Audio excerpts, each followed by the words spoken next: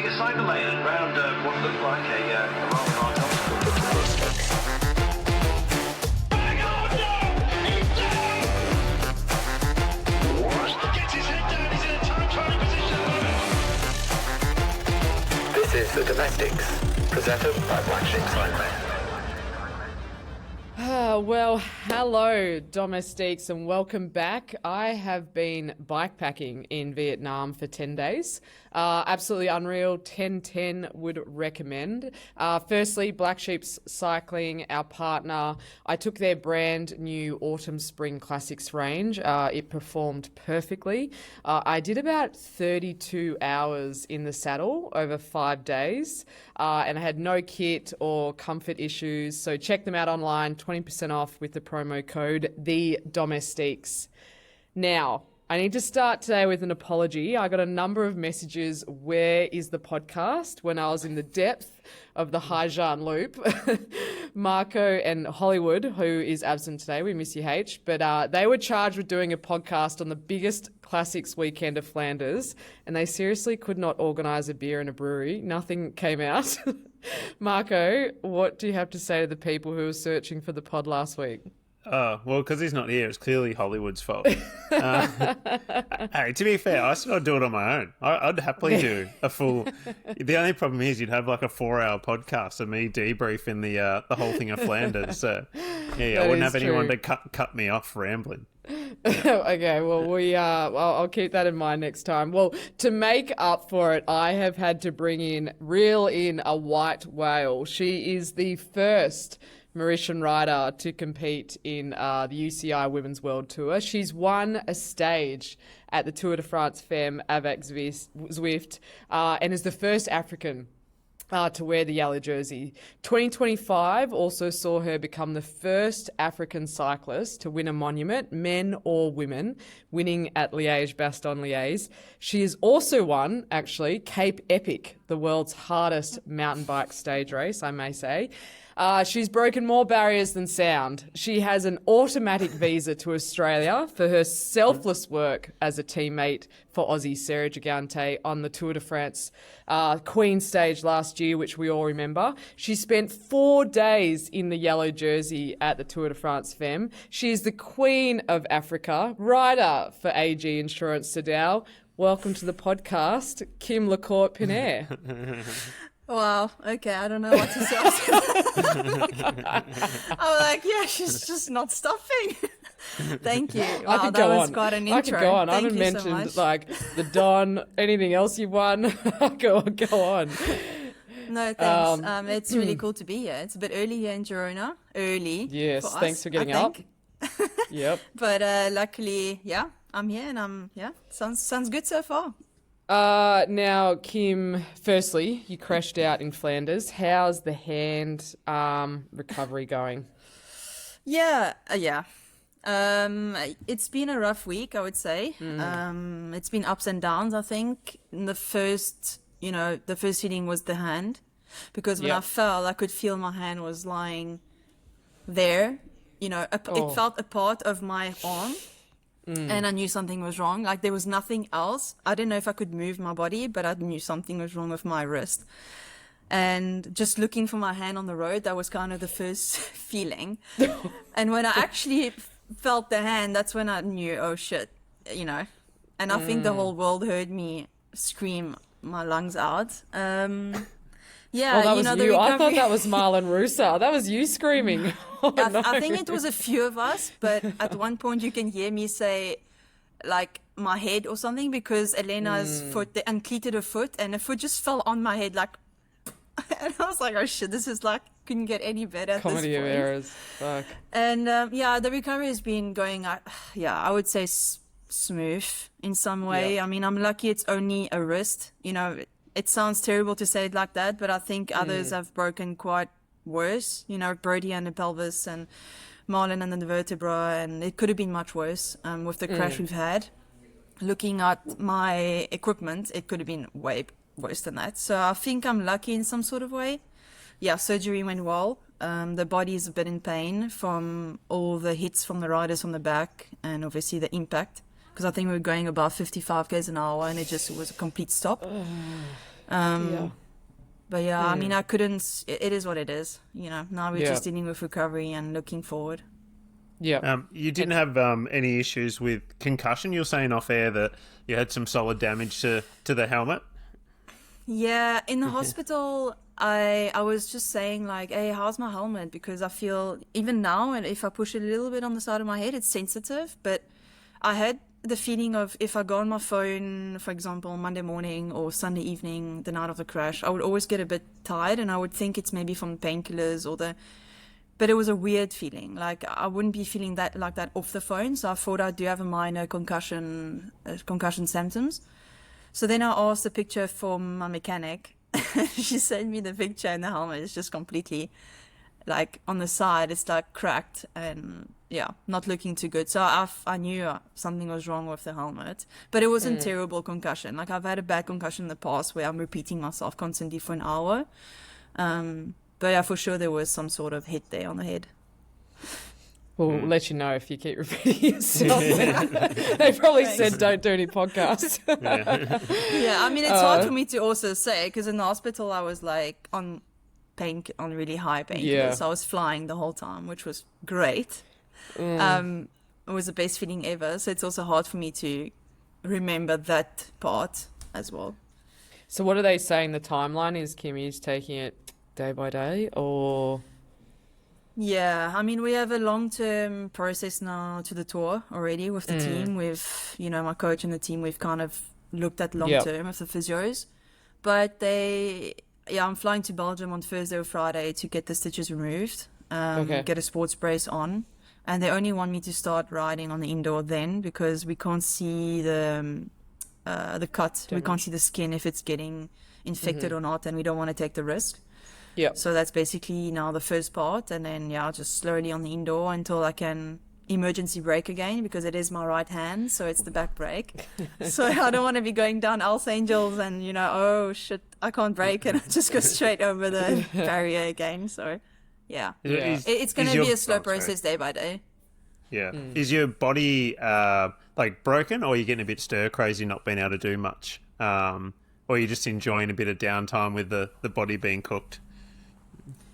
I think it's, I don't think, I keep on saying this to my husband and he's saying that, no, it has hit me. And I think maybe it hasn't hit me yet, that I'm in this position now, and not being able to race the Ardennes and defend Liège and things like that, because the Ardennes, Flanders to the Ardennes was really a part of my season I was really, really excited for, starting with Flanders. So it really hits hard sometimes. Like I will just have moments where I'm just breaking down all of a sudden, and I don't actually know why I'm actually breaking down and crying by myself in the room. Like it's just so random, but I don't think it has actually hit me hard until maybe I'll watch the Ardennes on TV or things like that.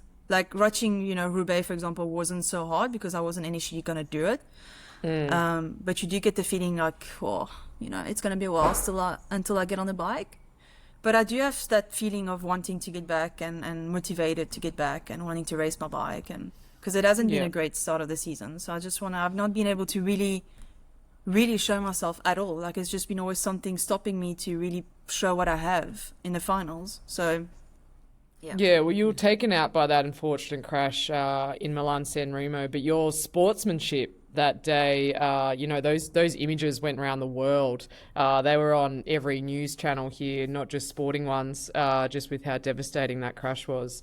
But you seem to get as much coverage as Kopecky just with, the sportsmanship that you show. But, just before that moment, though, Kim, you were showing just where you were at in the season, going with Cassia Niewiadoma, being at the front of that race. But, you obviously kicked a black cat or broke a mirror that you've just had your three, and hopefully that's it for this season now, man. But I'm sure, it's no surprise that, you're breaking down a little bit because there's a lot of trauma that comes with those accidents, I think, that you just don't really get to unpack because you're just so quick to move on and get to the hospital and you're so focused on your arm or what's broken or your equipment that, you just don't really get that moment to let it all out, I imagine.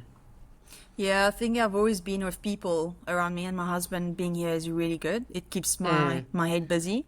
But it's those moments where you just like, when you feel a bit alone, then it's like, oh, okay, you're Yeah. supposed to be here doing your job and you're supposed to be training. And this is one thing I was telling my, I think my press officer for some reason. I said, I'm not supposed to be sitting on the couch in a sling. I'm supposed to be sitting on the couch maybe after a good session on the bike and looking at my Flanders trophy. Like, that's how my brain was thinking. I was already wanting Yeah. that trophy and focusing on the Ardennes and already looking forward to defending the title and, those kind of thoughts, not the kind of thought of, oh, am I going to have a good sleep tonight? Am I not going to be electrocuted by my nerves in my arm tonight? Like those types of feelings.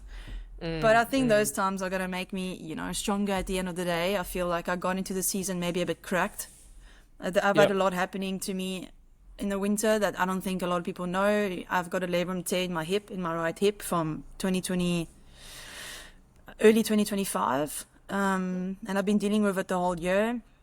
And we've done a lot of procedures in December on it. And then I got sick in January just before UAE. So it's just been really... I've moved houses. I've moved from South Africa to Mauritius. Like, we've moved our whole life. And that was in February, just before I flew here.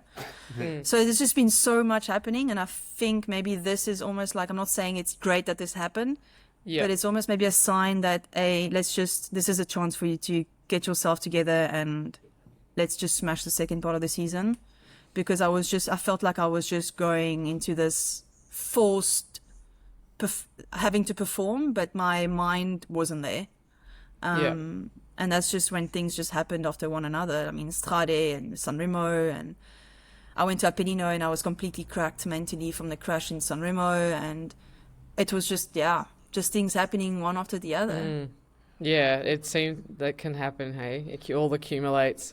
Like, for us mere mortals, usually it's just a crashed car because you're thinking about so many things. And but when your profession is dangerous every day, I think. But I believe that things happen for a reason. I think if you form, what it showed last year, that I'm excited to see what is going to come. But Kim, we're going to dive into more of yourself and like your incredible rise in women's cycling, coming from Africa, currently being, you are one of the top riders in the golden era of women's cycling. But first, team, I think we're still on the floor on what we saw yesterday at Roubaix. Let's quickly give our hot takes on what we saw in the Hell of the North, and wout a race. Wout van Aert finally gets his Roubaix. And there was not a dry eye in the house or the couch peloton. I'm sure the lions were crying in Flanders. He had to get through Pogačar, mechanical chaos, and the velodrome sprint to do it. It was one of the most beautiful moments of cycling. Marco, it was punches galore. It was looks like the Hunger Games out there. Like, every rider, every favourite looked like they were being shot by a sniper, just in multiple moments. Break it down for us. Yeah, they actually averaged 49k an hour or thereabouts as well. And there was a really cool moment. That is terrifying. It is. Terrifying. It is. I think for the first few hours as well, over 50 as well. But you could just see everyone was already dead by the time they got to the forest. UAE really, really took it on, just trying to make it as hard as possible, which was sometimes a bit odd. I think they just had it lined out, but I guess keeping today at the front until he punted. And that's when it started getting a bit more odd, because they left Magado, they left Berg, they left Pollitt all sitting with a bunch, and then took them quite a while to drop back to him. So there was a long period where he was chasing on his own, no one was giving him a single turn, and this was leading into the forest as well. So I think that was a bit of an error that took them a while to go back to get him. And the other one, that Florian Vermeersch never actually dropped back at all, I guess leaving him in the peloton. But by the time Pogačar returned, Florian's then had a puncture and crashed anyway, so he actually didn't lift a finger for him for the second week in a row, because at Flanders last week there was that selection going into the Quarmont the second time, and Florian didn't even actually light it up at the base there, which I thought was a bit odd. It was up to Pogačar to light it up for himself before riding off, so I was a bit surprised to see him somewhat looking for himself again, it felt. So I felt that UAE made a mistake there after making it so hard for so long. He did come back, which is then we got to see the next lot of comedy with Van der Poel having a very, very rare mechanical in the Forest at Arenberg. Jasper Philipsen doing an amazing launch off his bike, trying to get him going, running, forgetting he had prototype Shimano pedals on. That I guess we now know have different style cleats to the previous generation. So and then him having to walk back looking like he'd cracked it. Thibaut Del Grosso doing the wheel change, which also very, very fast thinking and very fortunate they had a tool on the bike to actually be able to pull the wheels out. But then he only got, another 50, 100 meters before he's had another puncture on top of that. And at that point, I was ready for him to do a full hammer throw. I saw a quote from someone saying that if Remco Evenepoel had the same thing happen to him as Van der Poel in the Forest of Arenberg, he would have lit the whole forest on fire. It was, the amount of shit happening all in that one thing was unbelievable, and it did look like Van der Poel had given up at that point. You'd see the head drop. He's just basically said, "Eff it, I'm done." And then gradually got going again. He's 2 minutes 15 off the front, just thinking there's no chance of coming back. But I guess shortly after that, Gunnar had a puncture which brought him back towards Van der Poel, and somehow, so that's 100k to go. He's managed to then start riding group to group, while at the front you had about 7 of the guys there. Van Aert had a puncture there as well, but very, very quick change, got back into contention, and then attacked, taking away Van Aert with him. And then they've got rid of Mads Pedersen as well. So it's just had those two, Van Aert and Pogačar, heading out front. Where somehow you're just watching the time gap. Everyone was watching the top right corner of Van der Poel coming down, minute 45, rides to the next group, rides to the next group, rides to the next group. As 3-time defending champion going for a 4th, it was using a lot of bullets there coming back from group to group. But every time it went back, you're just seeing pretty much the whole group sitting on with him. Garner was quite good, but then he punctured again and then crashed again.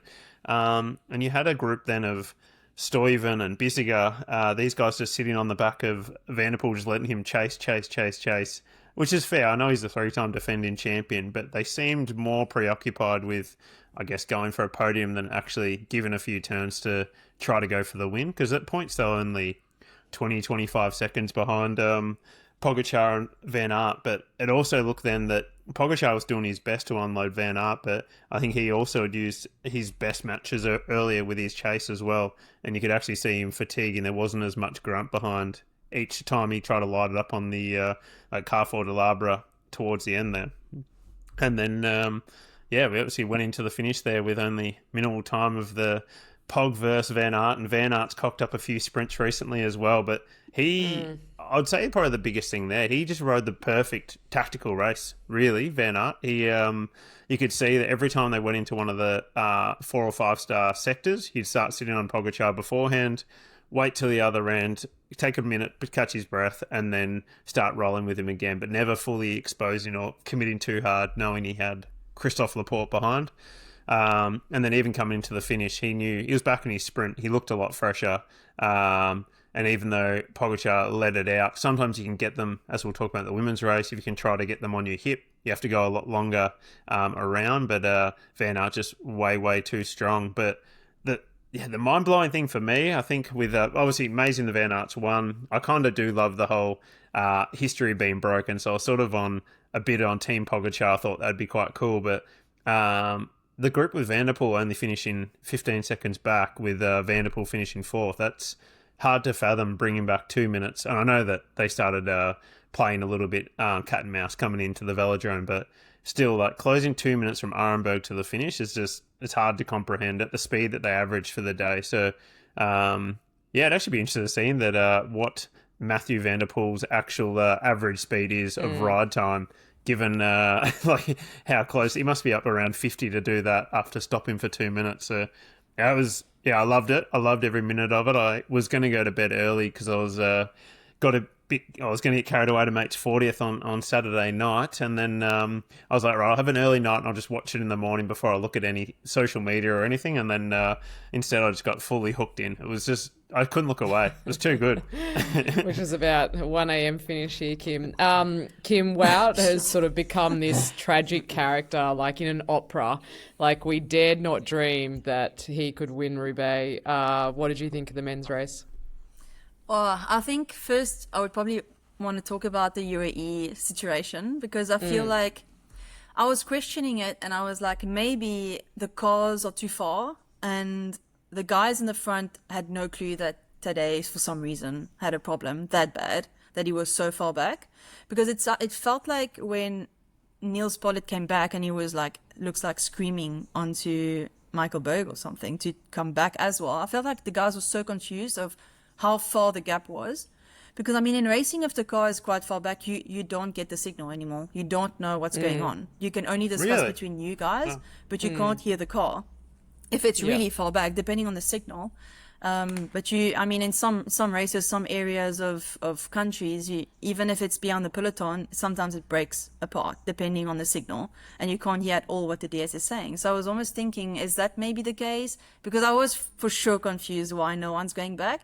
Because every time a favorite had something wrong, there was always someone going back. Like when Mads had issues, there was always a teammate straight away stopping with him. And I was quite surprised, because I'm so used to seeing UAE being so together all the time when something happens. Yeah. But they're going hard from the beginning. I'm not surprised. I mean, they did it at Flanders. We know that Tadej loves a really hard race, and that's where he thrives, when everyone's on the limit, and then he has that extra punch to go even harder. But I suppose that pull that he had to do by himself for quite a while completely cooked him by the time he was probably wanting to do a move in the Arenberg. And then he just had to survive. But yeah, I mean, flip, what a race. I think every time there was something, you're like, oh, okay, now it's going to be boring because all the favorites are together. Something happened. And you're like, oh, okay, cool. This is exciting. Yeah. The Van der Poel situation was so confusing for me as well. I was like, at first, I don't know why he jumped on Philipsen's bike, if that wasn't the plan, because he said that wasn't the plan initially. But he jumped on it, and then he stopped, and then that messed up Philipsen's race anyway, and then it was just a whole shit show. Sorry for my language, but it was like, and then he's just walking back casually, like, oh, it's just, I'm walking to the coffee shop back to his bike, just no stress, nothing. Do you think, Kim, that it played into, you would know this, just the chaos and just when you've been on your limit and the stress, that, like, why didn't they just change a front wheel? And was that because maybe I know that there was some stuff around that Mathieu van der Poel wasn't going to ride Canyon's new gravel endurance bike, that he was going to stay with the Aero Road. It was just so unlike him. He has just so much panache. He's the most gorgeous, in terms of, how he ciclismo, how he just usually clips in. He looked like, how I am when I get off a long cafe stop, like just that Hubbard that just could not get their pedals in. I almost felt like maybe he's not stressed. Maybe he knows it's fine. Like he's gonna. It was between like the fact either he gave up, or he was just like, I'm confident enough to not stress a lot about this situation. So it was almost like I wasn't sure what. Yeah. Why didn't they change front wheels? I think in hindsight, maybe they should have, because it was a lot. No, I think it would have been okay. Maybe they didn't both have the little Allen key attachment on there. I'm not 100% sure, because you have the little magnet. But yeah, I guess worth as I said, it's the. The other thing is, when you're going that hard, Philipsen's not going to be thinking, I'm on different pedals to Matthew, so he's not going to be able to clip into my bike. And at least then if he got to the end of the sector, he might well have had a spare bike at the end of the sector. So I guess that would be faster than popping off both their front wheels and changing. So on the but UAE even thing, Pogačar made a mistake, because he had a puncher and he didn't ride to the end of the sector, which I know is easy to say, Kim, but he was calling the UAE car like up within the group. Like it was, the cars was so terrifying. Like it wasn't just panic, I imagine, that was coming from the riders, but the DSs just, passing groups on the sections and But the one thing also, he took the Shimano bike, but I wonder why he didn't just take a wheel and keep his bike. Because I don't know, because he hesitated at first. He wanted to wait for his team, but obviously in a Roubaix, in a Strade, those races, it's so hard to get your team car behind you straight away that you're going to lose time. Just jump on the bike that's been given. But I wonder why Shimano themselves didn't come with a wheel. Why is the bike? Because he didn't crash, he just punctured. But it's Yeah. so chaotic in a race like this. And I feel like also for Van der Poel, I feel in the moment where it's in the Orenburg, it's in the moment when things normally break. So it's almost like your brain doesn't think. It's just like you can't process what's going on. You just jump on the first thing that, your teammate's giving you his bike, but you completely forget. And that's also like, I'm pretty sure before the race, they've had meetings of what bike you should take if this happens. Everything is normally so clear. I mean, we do it. So if we do it, for sure they do it even better. And so detailed. But when you're in the race, when you're in situations like this and you have this winning 4 times and this pressure and all of this stuff happening, your brain just freezes, I suppose. I'm not saying that's what happened, but I think that could be the case in the situations like this with Tadej and with Mathieu. Also, you don't have the choice. Or when you're in the Arenberg, it's not like everyone's there ready to go. So you kind of got to just look at who's actually there, whose bike you can take, at least get to the end of the sector. They'll probably have, as I said, someone at the end of Arenberg. But anyway, it was entertaining watching that. It was entertaining watching Pogačar having to jump on a Shimano bike and then realise he was getting ridden off the wheel and jumping back onto his bike and riding back in. There was, I guess, the 2 outright favourites. Their races were not ruined because they finished 2nd and 4th, which is hard to comprehend anyone else doing that with the same sort of misfortune. But that being said, Van Aert also had a couple of mechanicals, Mads Pedersen as well. It was just incredibly arduous. Maybe that they're going faster, they're more likely to hit a cobble and puncture, but I don't know. There seem to be not that many crashes other than poor Lawrence Pithy, but Pithy. there weren't too many crashes, but there were a lot of punctures, which was interesting. And the part I was going to say about UAE's pacing, that I was surprised they didn't just gas the cobbles where it's hard. Typically, what they do in Flanders, you're going to go harder on the climbs to hurt your opposition. I don't necessarily know if they're hurting them so much on the paved road on Paris-Roubaix, but they just were going full the whole way between, rather than, I guess, more of a over-under style effort of ramping on the cobbles and then backing off on the sealed road. But yeah, who knows? Would you agree on like, I mean, I've done Roubaix once in my life, so I can't really give insane advice. You're more equipped than both of us then, though. But I feel like when you do, even at Flanders or even Omloop or whatever the case is, like you do a cobbles and your legs take way more, my English is like escaping. Yeah, and then as soon as you get off on the road, you feel like it's going to be, but if someone ramps it up again on the road, that hurts because you never really get that recovery breathing in between.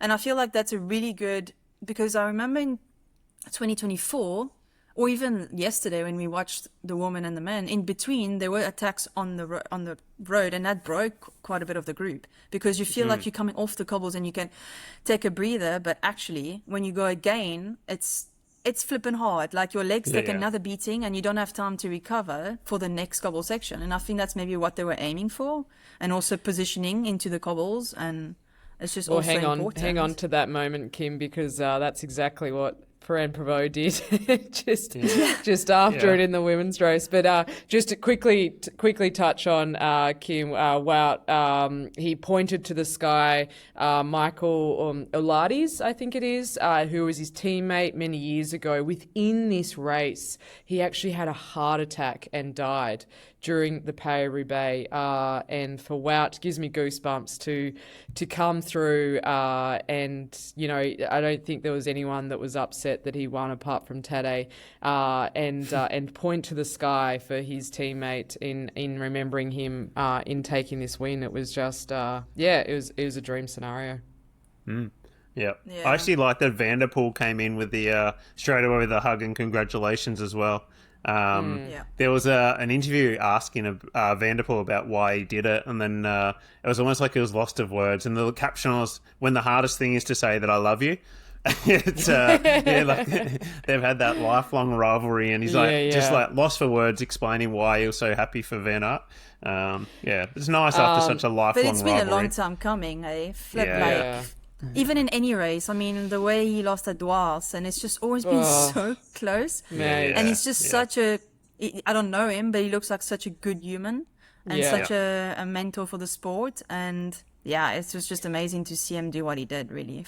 You got to keep him in mind, Kim, when you're going through it. Like when he had that crash at the Vuelta, when he was leading in the red jersey, like his knee looked like Freddy Krueger. It was just not good. Like he was just, not just this umloop that he lost, the one before when, EF Carlos. beat the three of them. Yeah. Mate, there would have been some head noise after that. But let's get on to the women's race. We'll get to the coverage in a sec, but let's focus on what we did see. I can do a quick wrap, but arguably we had the two greatest cyclists in the breakaway, multiple world champions, multiple World Cups, the current Tour de France Femmes avec Zwift winner in Pauline Ferrand-Prévot, who is also the defending champion there at Paris-Roubaix. It was then the GOAT, who has over 250 wins on the road. I think it's like 254 or 8. She was Lost my count. pick. Yeah, who counts past 250, let alone 10? My pick of this race, she was coming back after losing her father 2 weeks ago, the darling of cycling, Marianne Vos. Both riders were representing Visma Lease Bike. And then there was Francesca Koch, who has been the transfer of the season to FDJ, who has never won a World Tour race. So you got these two world champions, like just, 500 wins between them, and you have never won a race. Guys, I've got to say I was already crying with the thought of Vos winning, but it wasn't meant to be. Heartbreak, and there are no gifts, particularly in this race. Koch from FDJ, she outsprints and outsmarts Marianne Vos, who had been floating, like nose breathing on the cobbles. She looked so good in the wheel. She stumbled over the final hurdle with Francesca Koch, who beats one of the greatest all time to take the women's Paris-Roubaix with a textbook final sprint. She held Vos up on a hip, who had to come the long way around to the velodrome. She did all she could. She threw a bike, but it was too little. Too late. Kim, for someone like you who's gone toe-to-toe with Vos, I want to go to you first, and I'd love to get your thoughts on how you thought the race played out in your perspective. Yeah, I mean, toe-to-toe, I've never beaten in a sprint, so chapeau to God for that. Oh, my goodness. Yeah, I don't know where to start. I think all three in the breakaway, I have like this personal connection with. So it was, for me, it was like, I don't actually care who wins. Of course, Vos, for what she's been through, everyone wanted her to win. Yeah. But with Franzi, she's such a good human. She is like really this pure human that so kind and so selfless. And I would call her like the one of the best domestiques in the peloton for sure. I mean, she's so strong as well. And I think a lot of people underestimate how strong she is. But she rode that race. She took it into her own hands. She attacked almost every single last cobble section. She tried to get rid of everyone. I mean, she made the racing. It was really crazy. It's not like she just sat on and won the race by sitting on with two Visma. Even when she was there alone with two, she still pulled through, when she could, until Pauline committed. But it was like, for me, in one point, I was telling my husband, wow, I mean, for sure, in that moment, Koch deserves to win just because of the situation of the race. But for sure, I would have loved to see Vos take it just because of what happened to her and the person she is as well, and what she does for the sport in general. But oh my goodness, it was nail-biting to the finish. I honestly thought for sure Vos was going to win for the sprint. Yeah. I was 100% sure. And when I got emotional for both parties, because it is huge. I know the feeling of breaking that barrier as someone that gets underestimated. So for Franzi, this is an amazing moment, and she needs to enjoy it and grab that and grow with it, because it helps to have that in your palmarès, in your mental self-belief for the future. So yeah, I can't wait to see what holds for the future. It's going to be super exciting. But yeah, what a race. It's unbelievable for Franzi, though, Kim, to have gone from sort of the best domestique, but then also have had already two incredible results, like to have come third at Milan-San Remo whilst playing such a strong domestique role. And then I think was she fourth or fifth at Flanders? Something ridiculous after she did, or like within the top 10 after she'd done so much work for Demi. And then within the same month, get her own chance again. Marco, Kim referred to it before, her best tactic, attack on the tarmac. When everyone takes a breath after the cobbles, everyone goes, thank fuck that's over. Pauline drops the hammer, and Kopecky was caught out. She was way too far back, and she took away Blanca Vass, Koch, and Voss, obviously, with Pauline again, Marco. Yeah, it was. I really enjoyed it. Like, we only got the last 50k or thereabouts.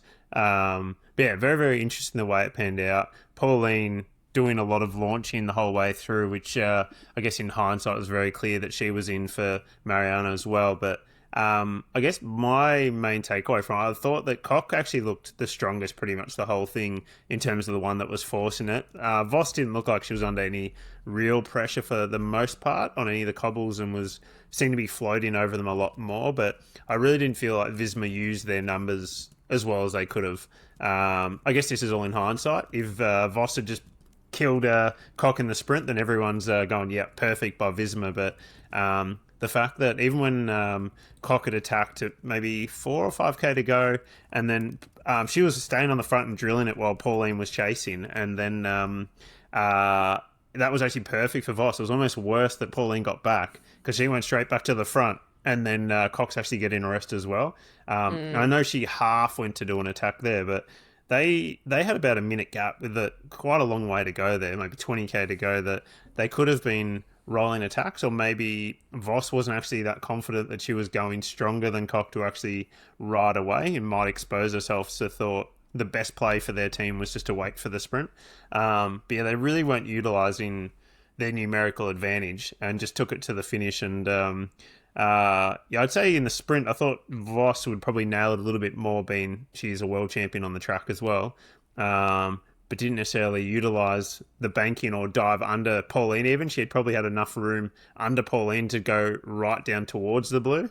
Not so far that you get relegated like Van Dijk did the other year. But yeah, getting caught on the hip like that, you have to go a lot further around. And then it was such a close finish there as well. I was probably on... like Voss has nearly ticked off everything she can in the sport, so I was kind of rooting for her to win there. But as Kim alluded to before, you could see from the way that people were coming, like all the other women coming to Koch at the end, and how ecstatic they were. All different teams, everyone was so up and about for her, except for Voss, who was clearly devastated. But everyone else was coming up, hugging, crying with her. It was really beautiful. So she's obviously a really amazing woman, and to now be a Paris-Roubaix champion, I think you'll see her confidence grow and grow from here.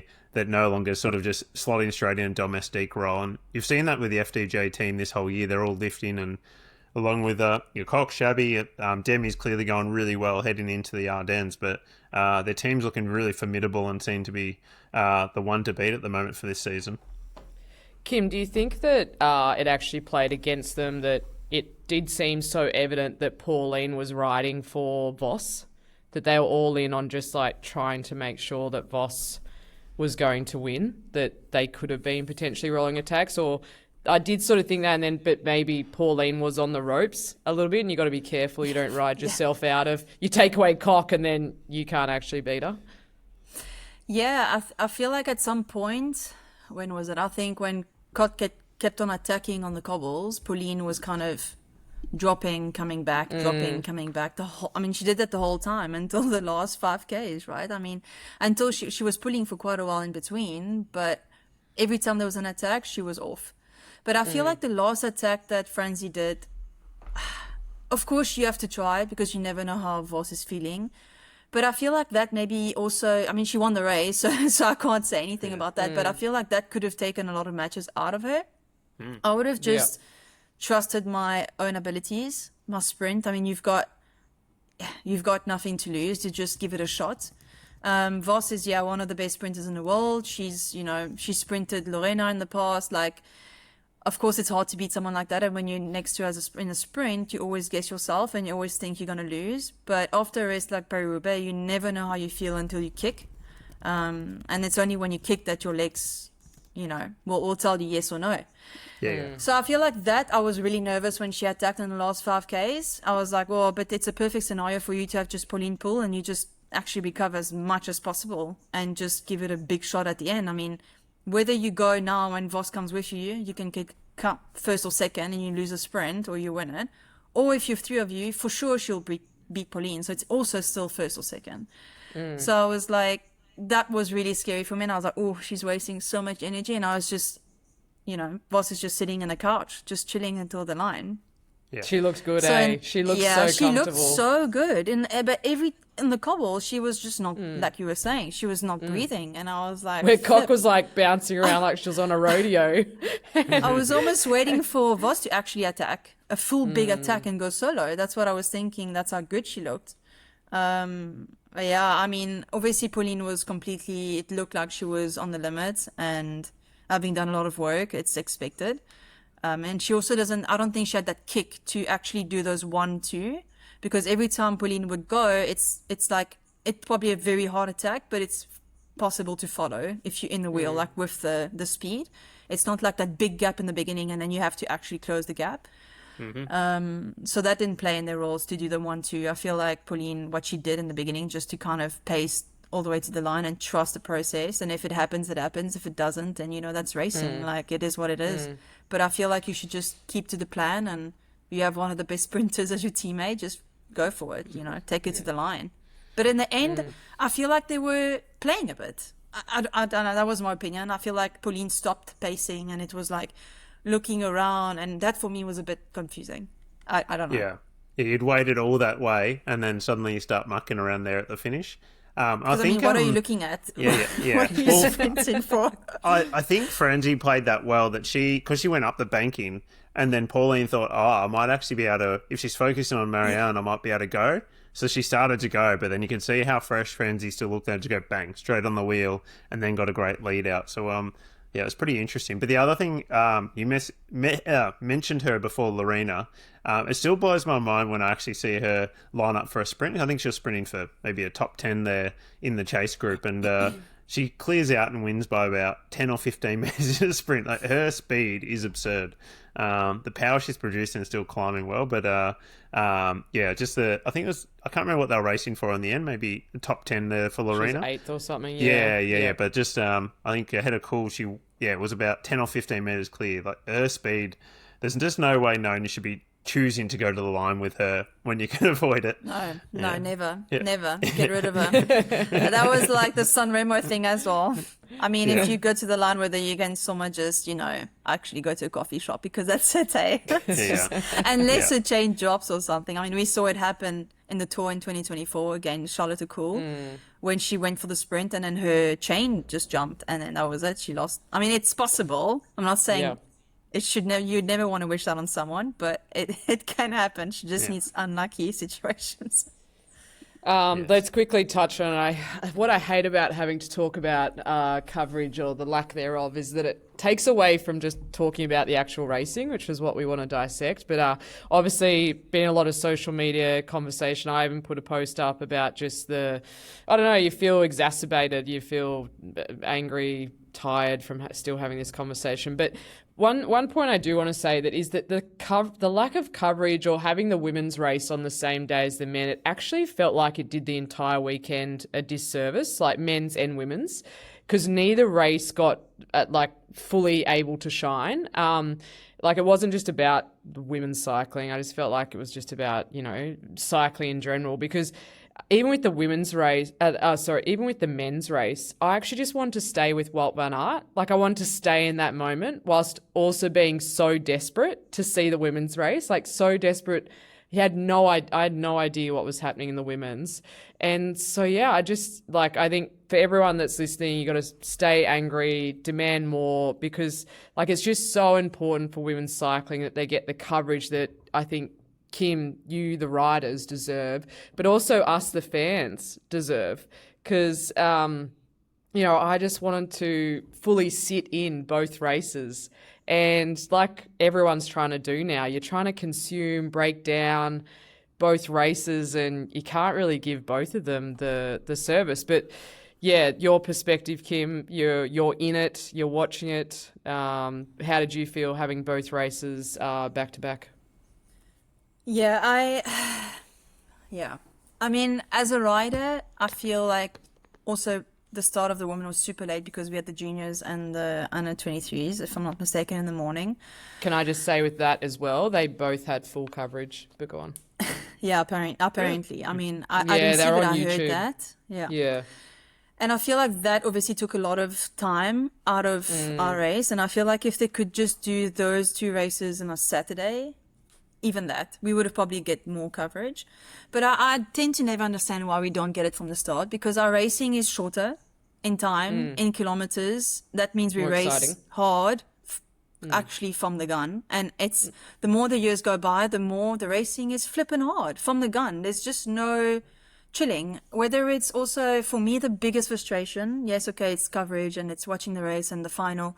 For me, the biggest frustration is that teams, sponsors, people around the world never get to see the work domestics do for their leader. And that for me is the most frustrating part, because whether it's in the Tour de France or there are 7 girls in a team or 6 girls, depending on the race, there's one leader and there's 5 or 6 other girls sacrificing their careers, their day for that one person. And there's obviously 2 or 3 girls or 4 even that ride from kilometer 0, whether it's to place you in the top 20, top 10 all the time, or whether it's in the front, or whether it's closing attacks, or I don't know, taking a bidon, or I don't know, stopping with you when you have a pee.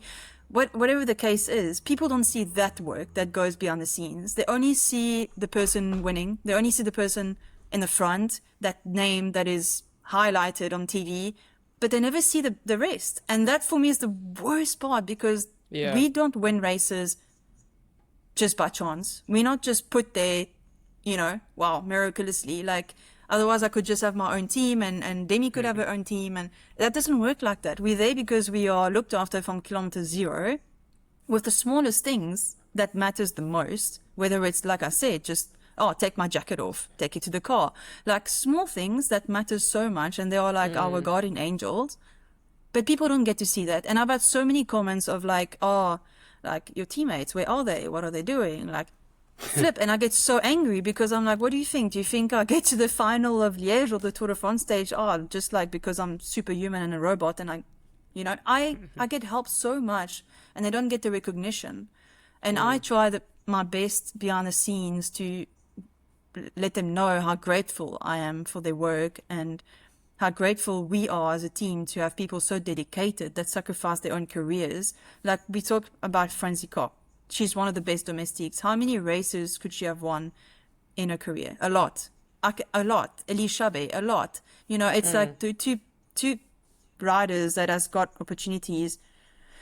At Strade, obviously, with what happened, Chabet got the opportunity to go for herself, and now at Roubaix, because Demi wasn't there, Francie could have gone for her own opportunity.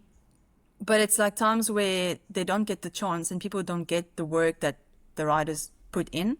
That frustrates me a lot. And that's annoying because of the broadcast on TV. Even if they show 2.5 hours of the race, why not show the whole flipping race? Like, we have the day to do it. We are an exact... And it has proven that views are so much more on the women cycling than the men, apparently. Like, that's what I've heard. People get more excited watching it. I don't understand it.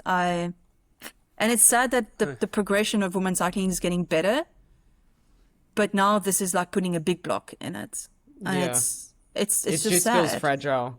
Yeah, and I think Kim, as you say, you only get such a small part of the story. Like, apparently Rosa Closer, she was the one that was in the breakaway for most of the day at Roubaix. Like, and I know Rosa, I would have loved to have seen her. Like, she's the one that signed for Canyon Schramm, who won Unbound, Marco. I knew she was from the gravel. Exactly. But what I'm interested, Tills, on that is that I'd really love to see from a financial standpoint, this is where the UCI always thinking, what the viewership numbers for the women's race was like last year when it was on the Saturday standalone versus after the men's on this. Well, I know for me, I watched it this morning because I wasn't staying up till 3 a.m. here to watch it, but I'd be interested to see. Clearly, you've got a big crowd. You get a far larger overlapping of the crowd on the side of the road, but their money doesn't come from that because it's free from the side of the road. So I'd love to see what the viewership numbers were like, because I watched pretty much the whole race last year of the women's race, whereas this year I watched the replay this morning before checking any results. So I'd be interested to see if they had greater or less numbers this year. It was disappointing, as you said. I think fortunate that not too much had happened in terms of race winning moments, but there's a lot of work, there's a lot of wearing down, incidents that would have occurred that we have no idea about, and then you just pick it up from 55k to go and you're trying to put the story together. So I'd prefer to have the opportunity to watch the whole thing, but I'd also be interested to see, I guess from a viewership standpoint, if it was less or more this year. And I think your idea, Kim, of having junior and under 23 on the Saturday, and then you have the grand finals on the Sunday, but then you have enough time that you've both got your full races shown, would make a lot more sense.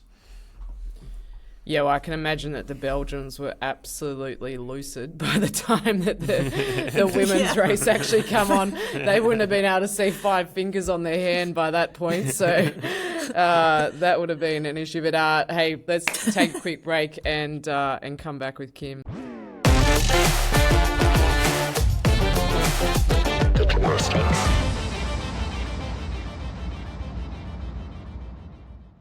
Now, Kimberly Lecourt-Debillard Penier, is that how I say your full name? Like that? What the fuck? That's like a nightmare as a commentator. It's actually longer than that, eh? Okay, go. Give it to me so I can record it. Go. So it's Mary Patricia Kimberly Lecourt-Debillard-Pienaar. Yeah, I got given 3 Wait, names. I interrupt you. Do it one more time. Why is your name not Kim? I know. It's actually just Kim. Is this just some Kim. sort of Mauritius thing that you get a name each time someone's born, or what's happening here? No, I feel it is I think It's a French beautiful. thing. Thanks. No, I think it's a French thing. It's actually Mary Patricia Kimberly. So Kimberly is actually my third name, but for some reason Mary this is what Patricia Oh no. Kimberly. Go Oh, on. no, this is a We're bad halfway idea. there. Mary Patricia Kimberly. Lecourt-Debillard-Pienaar. Sounds so much better when you say it. But I mean, it's not Lecourt-Debillard anymore, right? I mean, I'm married now, so it's more Pienaar, Right. but my husband wants me to keep Lecourt there, so it's just keep it to Kim, okay? 3 letters, yeah. easy, Kim. Well, you know the Aussies, we can't handle those too many words.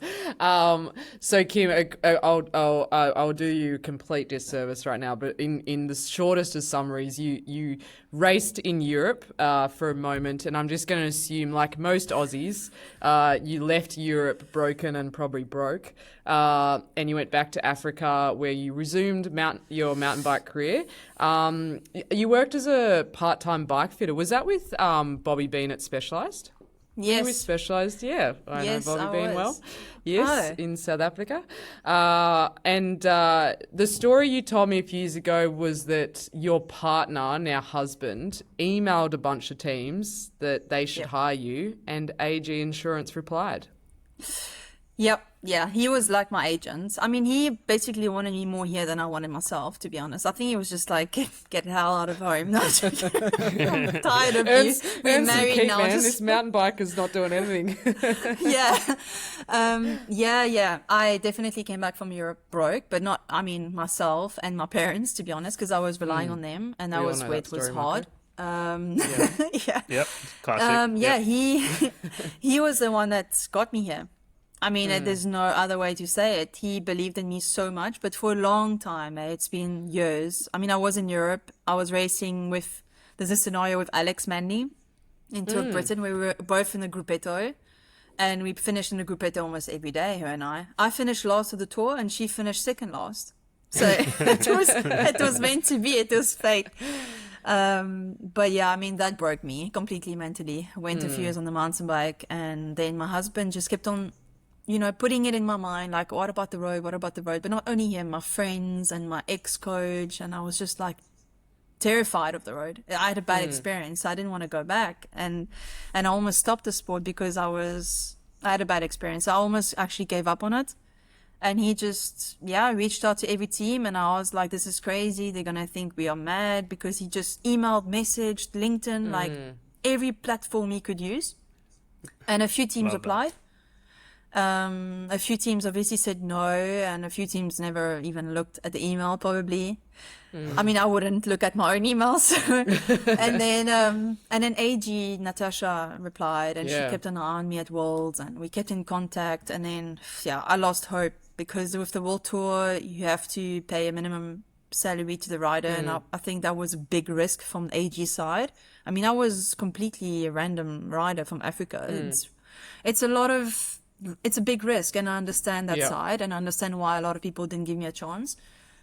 But at the end of the day, they did. And now I'm sitting here, and I'm so grateful. Oh, come on. You can't just say I'm here. Somewhere behind you is a bloody lion teddy. Actually. And a Zwift teddy. Like, it is like, here we go. Here we go. Yeah. Ladies and gentlemen, what we're looking at is just like a massive medal, her stage at the Tour de France, the lion, the famous mascot that you're given.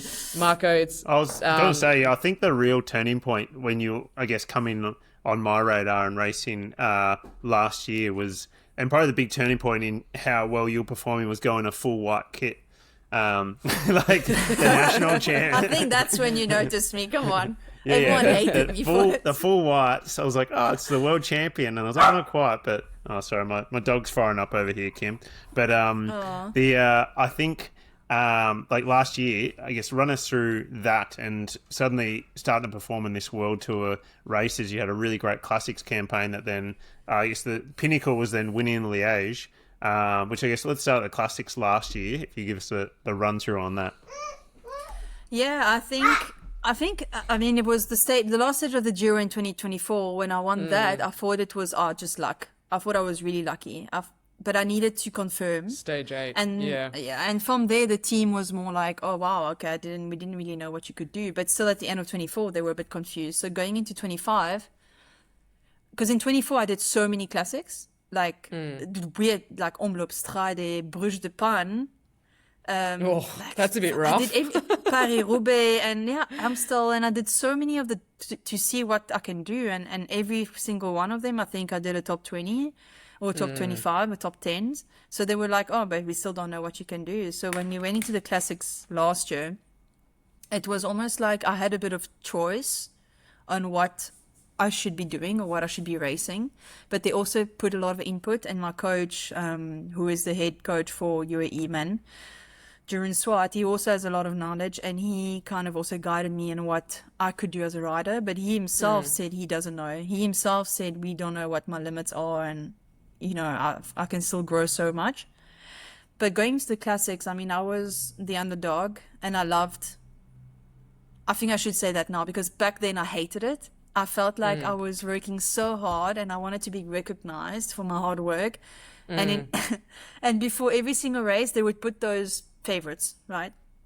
And I would never be mentioned, and it would piss me off so much, because I feel like, oh, they're underestimating me. But in the same way, my team was like, this is good, this is a good thing, they won't look at you, and but because you work so hard and you want to be recognized and you want to get that self-belief, because it doesn't just come naturally, you need people to say as well, you're doing good, like you're on a good path and you're able to win this race, and this is how you get self-belief as well at the end of the day.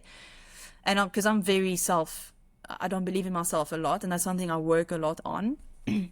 And going into the classics, I was very much doubting myself, but I just took it day by day, and slowly, things evolved. But talking about Liège-Bastogne-Liège, in 2024 Tour de France, one of the stages, I can't remember what day it was, we did, I think it was stage 4, we did Liège-Bastogne-Liège, like the whole finish, the last 60 Ks of it. I remember that. Yeah.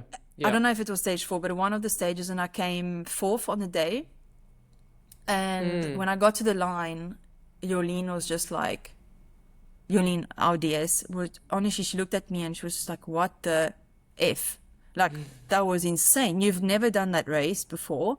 You came 4th on it now today in a tour. So in a multiple day, and you came 4th on a day like this. Next year, we come back and we win it.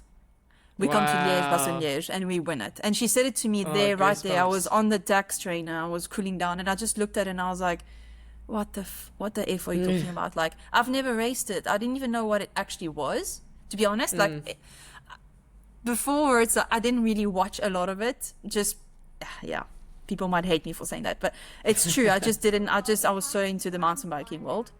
Yeah. And then we came back, and that was the main goal of the classics, like Liège-Bastogne-Liège. It was the biggest goal. Obviously, we wanted to do good at every single classic, but Liège was the race the team was adamant about me being able to win. So I was actually entered for Roubaix, and after Flanders, I remember feeling so broken from the little cobbles in Flanders. And I remember saying to my DS, like, no, this is not, I'm not feeling so good for the cobbles. Maybe I should skip Roubaix. And it was actually a decision between me and my coach, and we decided to skip Roubaix to be more rested for Liège. It was just for Liège, to rest more, to be fitter for Liège. And then I went into Liège, and obviously that didn't go smoothly.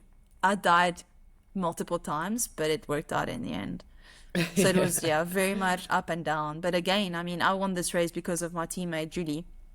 You know, my teammates did all an amazing job, but Julie,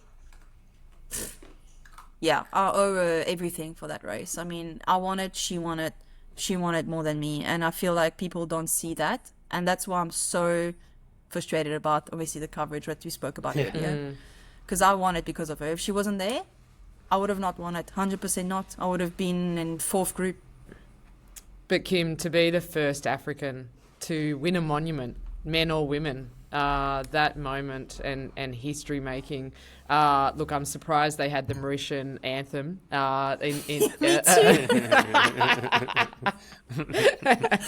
But come on, how was that moment when you are on the podium, the Mauritian flag and anthems being played? Oh man, like I honestly didn't know I was the first African. It wasn't something I looked before I entered the race, but I kept my cool. Actually, I mean, yes, I cried a lot after the line. Everyone saw that, but I kept my cool from then onwards. And I got onto the podium, and we're doing the ceremony and things like that. And then I was ready to get off. Like, okay, it's time now. And then they're like saying in French that they're gonna play my anthem, and I was almost like, what? The French one? Or? Are they going to actually play the right one? I was so shocked, and I didn't know what to do with myself. Like, I didn't even take my cap off. I was so shocked, and I was like, okay. And then when I heard the anthem, I broke down. I think I was like, I couldn't keep it in. I just could not. Seeing the team there on the side, they were all crying. The sponsors, there was people in the crowd that was Mauritian. For me, it was just so... Yeah, a moment I'll never forget. I mean, it was unbelievable. And then you went from there, Kim. Does that give you that next level of confidence, I guess, building towards Tour de France of Zwift? We had, I guess, all of Australia watching how Sarah was going there for one, but then I remember you going quite close in the first two stages, I think, towards the win there. Yeah. But then I guess stepping forward, was it stage 4 or 5, thereabouts? I guess run us through the getting to throw your hands in the air at the biggest tour of the year, I suppose. In the world for the women's peloton. I almost fucked that up, eh? Well, come on. You had, hang on. In that group that you're coming to the line with, you had, didn't you have Vollering, Voss, PFP, Peter Say, Van der Breggen, Roy Ackers, and Sarah was in that group. You could not have Voss had wasn't. A more elite group. Yeah. Peter Say, I think luckily Voss wasn't, because otherwise that would have been a problem. But,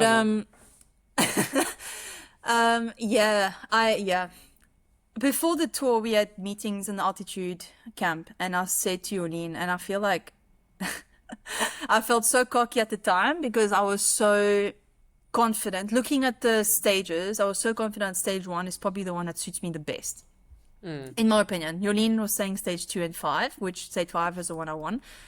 We had a big goal of winning stage 2 and stage 5. That was the 2 stages we really wanted to aim for stage wins. But I told Jolien, no, fuck this. I want to take it from day 1. I believe I can win that stage. It's perfect. It suits me so well. And she was like, no, Kim, come on, don't be too confident. And I'm like, no, but I promise you, this is really a good stage for me. Why not? And yeah, it was close. And in the moment in the stage, I was looking down to my front wheel for some reason, and I was looking at Demi's wheel. And then as soon as I looked up, I was like, oh shit, they're gone. Demi's not on their wheel. There's a gap. That's a problem. Then that's when I jumped over, and it was a bit too late. And the effort I did to jump over, I mean, I was absolutely on my limit at the finish. And obviously Vos, I mean, when I turned around it was amazing. and I saw it was her, I was like, oh, fuck. Here we go. Sadly, I didn't have Francie's legs on stage 1. But yeah, stage 2 was close. Actually, Jolien was super pissed off after that, even though she knew I was in yellow. Because she wanted me to win the stage. She wanted me to attack 600 meters to go, and I didn't. I hesitated and I got nervous because I was never put in that position of risk it or lose it all. And for me, it was like, I could get a podium here. I could possibly take yellow. I had no clue about the seconds. I was so lost. But if I attack now and they counter me, then I lose it all. I lose all the chances. I lose all the seconds. And that's when I didn't risk it. And she was so pissed. Even though she heard I was yellow, she was like, come on, like, we went here for the win. It's all or nothing. I had a chat with her afterwards and I was like, yeah, fuck, enjoy the moment. Like, we've never been in this position. And then she was realizing, okay, shit, this is big. This is huge. Yeah. And then Give her obviously a teddy just to calm down. No, I just actually told her, like, come on, like, what the F, like, what we did today as a team, staff, riders, it's amazing. And we learned from it going forward. Stage 3 and 4, of course, it was flat, so I knew I was going to lose it. I mean, I'm not going to go sprint Lorraine and win the stage. Stage 5 was the goal to win. It was a really good stage for us. We ended up with Sarah at the end, which was amazing because if she wasn't there, I mean, possibly Vos could have come back, I think, because otherwise I would have been the only one on the front. So I would have first not won the stage, most probably. No one was going to ride because I was my own hand to get yellow on my shoulders. So thank the Lord for Sarah. I kind of screamed at her really hard to, like, just get to the front pace, like full gas. And I just told her to TT her away because, I mean, she's an amazing TT rider. So yeah. Without her, I don't think it would have happened. And yeah, I mean, I almost stuffed it up in the final, but yeah, luckily I didn't. You became the main character of the Tour de France Femmes avec Swift. You know, you were, just like, how was that for you to have that lift in, I think, pressure, exposure, going to the stage every day, the followers, the commenters, because just so many people follow the tour. And I imagine the level on during the race, the crowds. How was that to be the leader? It was a lot. Going in, I was like, I want to be that. I want to be this. I want to be yellow. I want to be recognized in the spotlight. But once I was there, I think the whole tour was super blurry for me, just because it went so fast and there was so much stuff. You know, after the stages, there was always dope tasting, press conference, media, behind the podium press, podium ceremony, another press conference with the media of the race.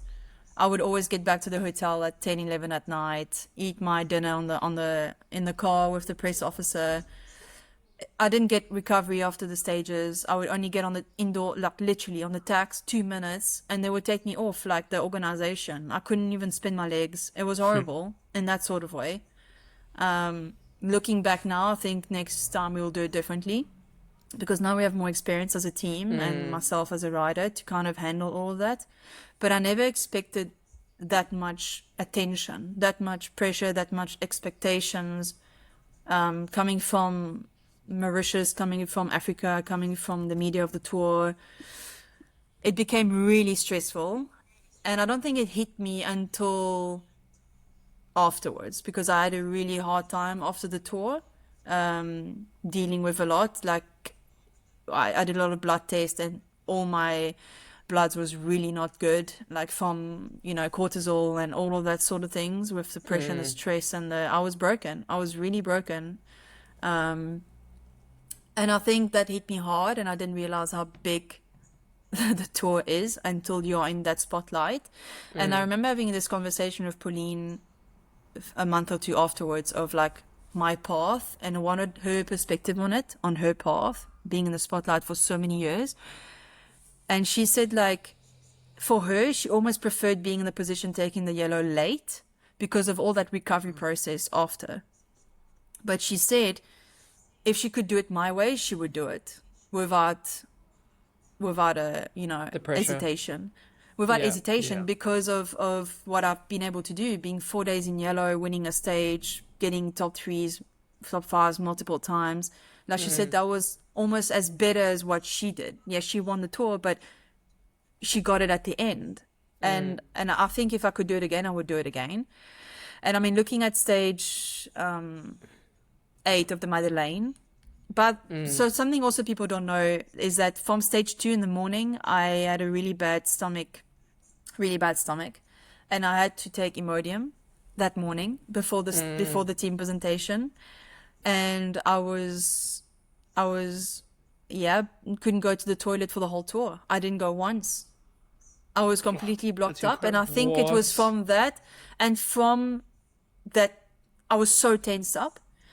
And they gave me so many like things to relax, and nothing worked. And I think I probably went to the Madeleine with like 2 or 3 kgs more. 10 My kilos. nutritionist my nutritionist at one point, she was like, Kim, I'm my like God. worried. Where's this food going? Surprised Where you didn't putting- do a Tom Dumoulin halfway up it. Just No, I was in tears in the Oh, morning. I was mate. like, Imodium's the last thing, but I just couldn't Yeah. couldn't stay off the toilet. So I was like, listen, give it to me. So that's one thing people don't. There's so many things that happen in the back yeah. that no one knows. And by the time we got to the Madeleine, I mean, I was broken inside. I was so tired because my recovery was really not good. It felt like I had poison in me. And we got to the morning of that. I crashed obviously that stage. Oh, yeah. That wasn't ideal. I was trying.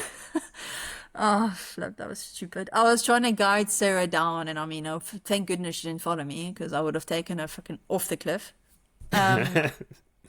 But then that day, I knew I wasn't feeling myself. I knew something was wrong. I knew I wasn't feeling the self I felt all the other days. And so I went back to the car and I said to, almost in tears actually, I was in so much pain from the cramps. And I said, can I please ride for Sarah today? Can I please do this for her? Because I'm not. And they said no. They're like, no, this is you. Like, we stick to the plan. You'll be fine. Like, it doesn't mean because you have a bad time that this is not.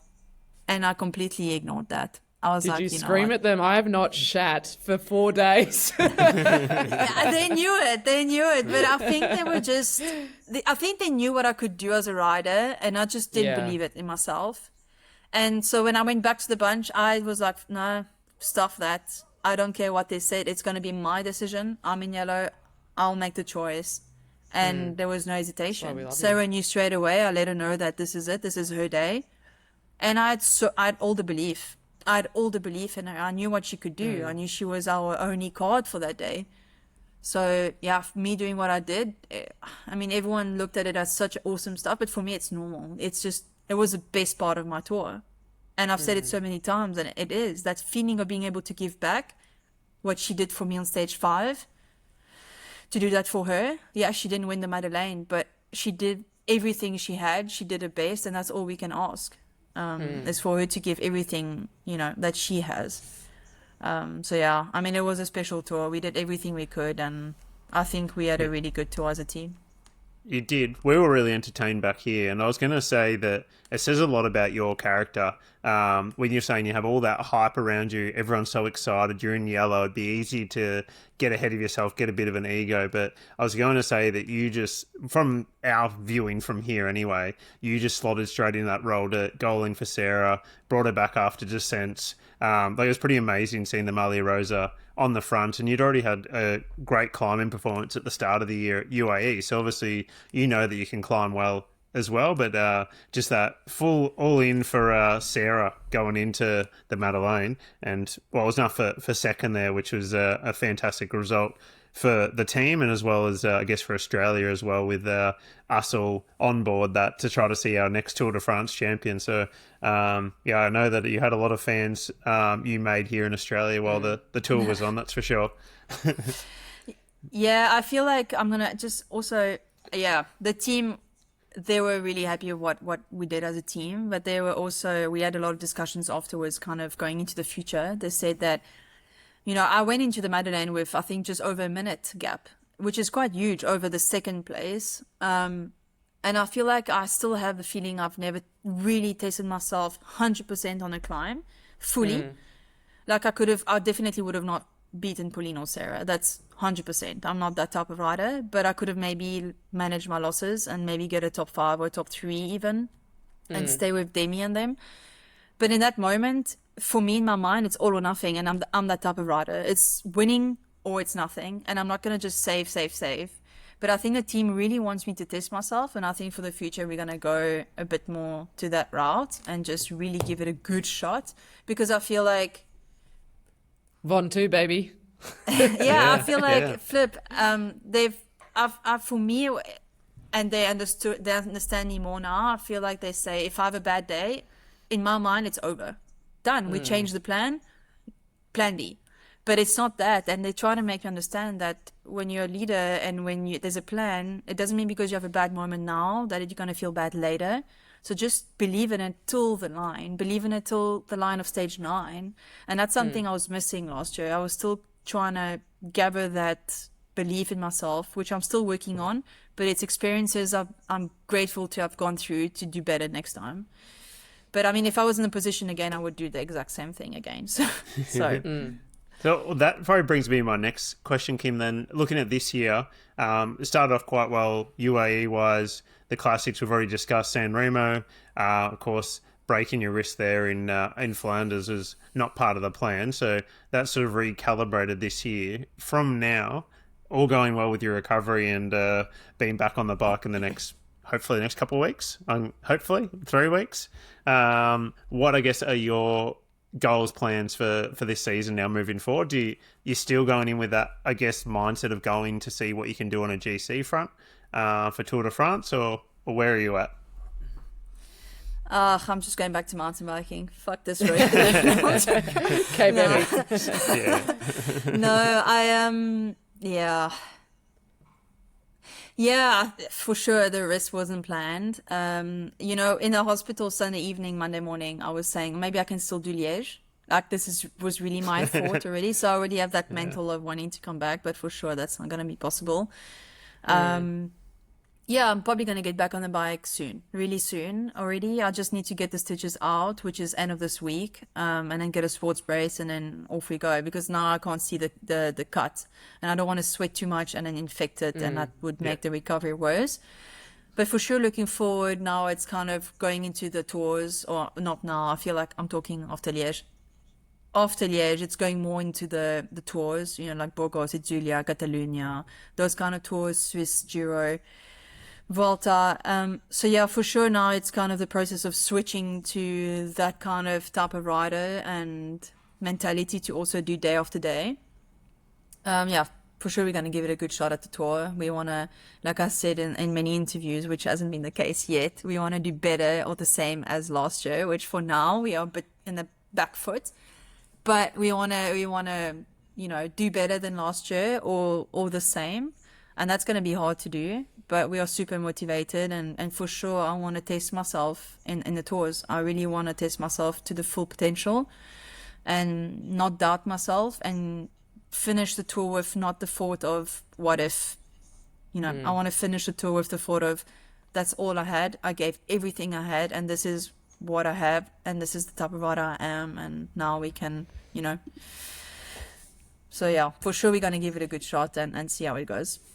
Would you say that Von 2, as just a one-off climb, I guess, out there, does that suit your power profile better than repeated alpine climbs? Or do you think the route this year is good for you on paper?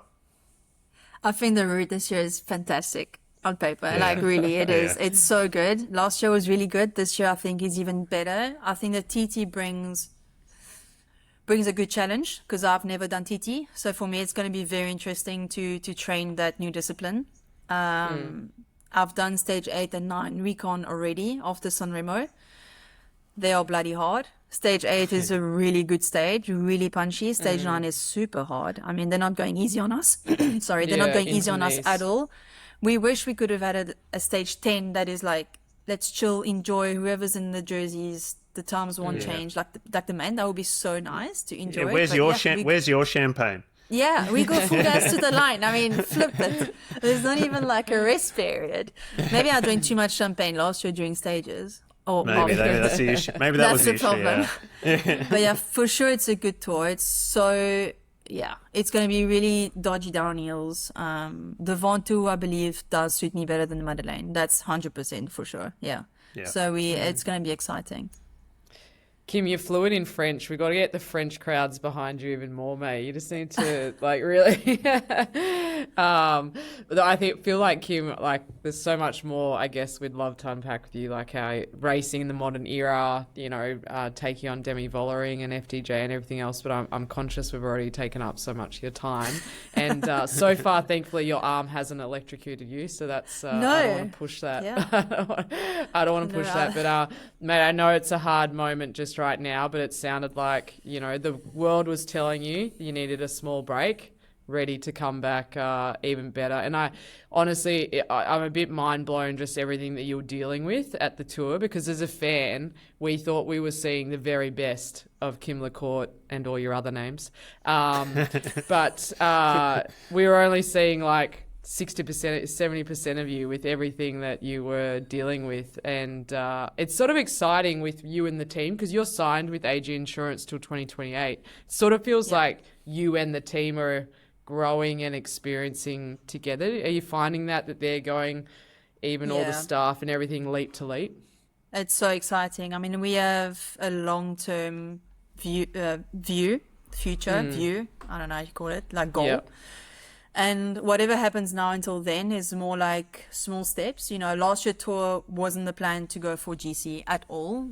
I just got a call in May to say, hey, why don't we do it?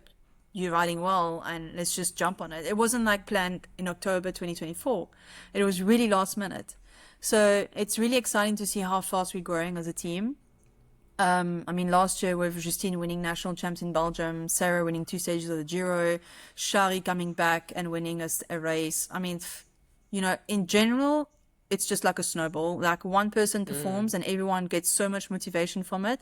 And when you line up with those riders, everyone believes in the win. Everyone knows we can do it. So why not give yourself 150% for the win instead of, you know, it does really make a difference when you go into the race and you feel like you can't have a rider that wins. You're for sure not going to give. It's just human. It's just how we are. But if you have that belief, it's just you can push yourself to the absolute limit. And I have the girls around me to do that. They are just flippin' amazing. They are so selfless, and I would do the same back for them any day. And the staff is the same. We grow every single race, every performance, every loss. We learn from it.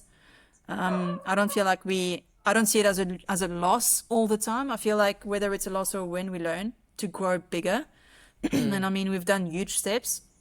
We have a big vision, and we just want to aim into that direction. And hopefully, luck will be on our side. I mean, yesterday was also not a really good race.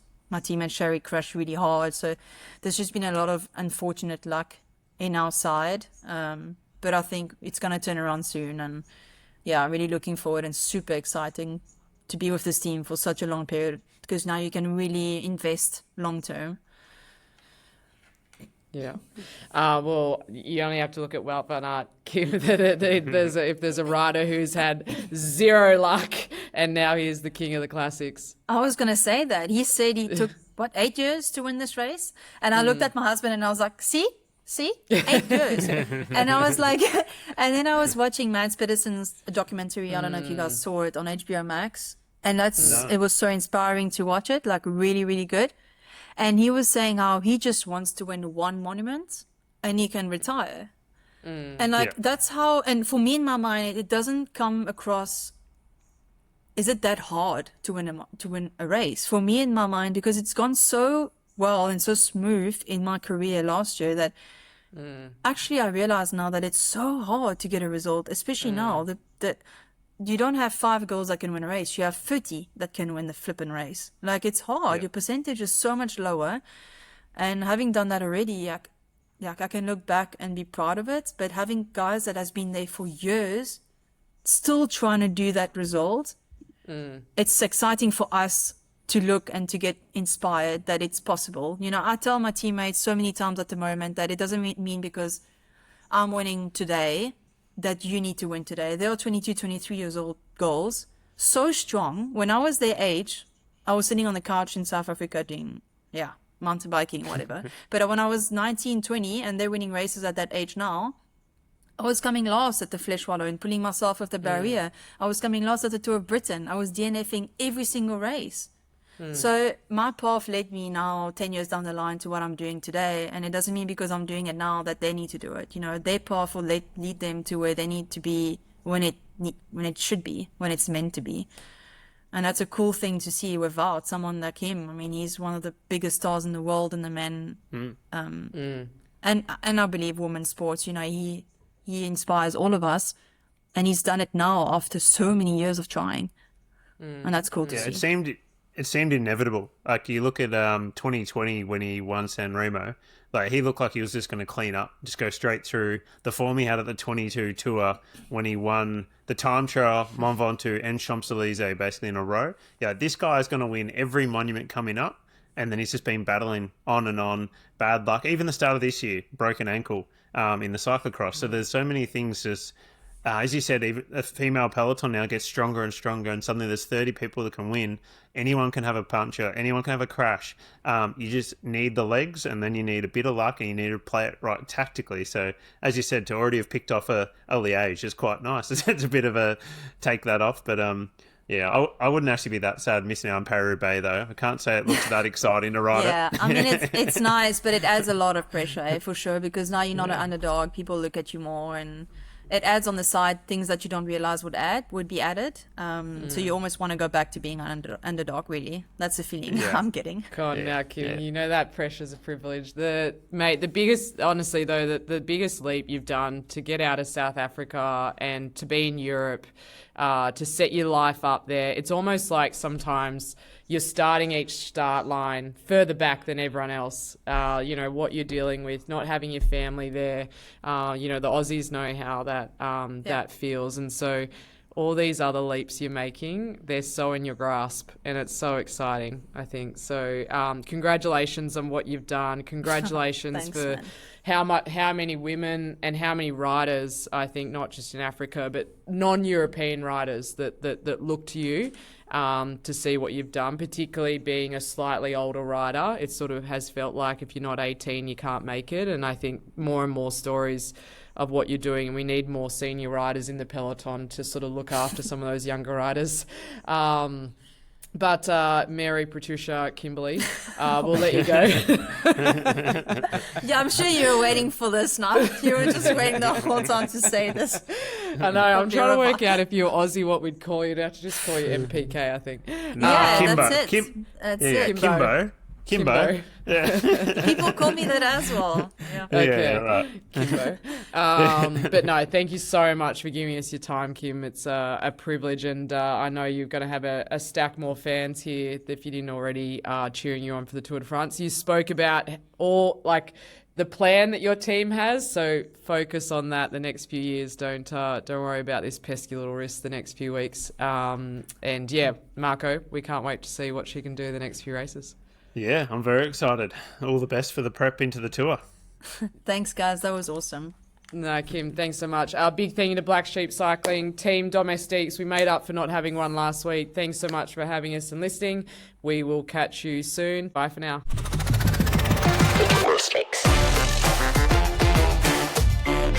The Domestiques by Black Sheep Cycling.